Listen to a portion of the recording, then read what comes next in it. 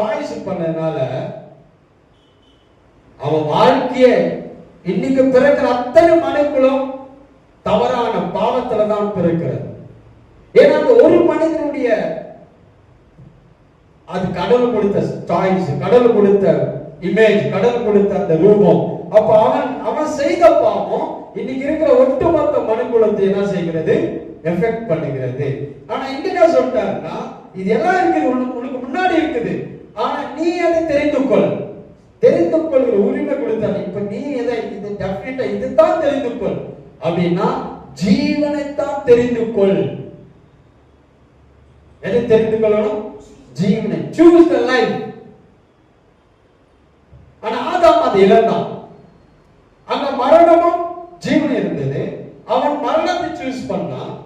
ஆனா கர்த்தர் இன்னைக்கு என்ன பண்றாருன்னா நீ இதை சூஸ் பண்ணு, பர்టిక్యులரா இதை சூஸ் பண்ணு, லைஃப் சூஸ் பண்ணு, ஜீவனை சூஸ் பண்ணு, தெரிந்து கொள்.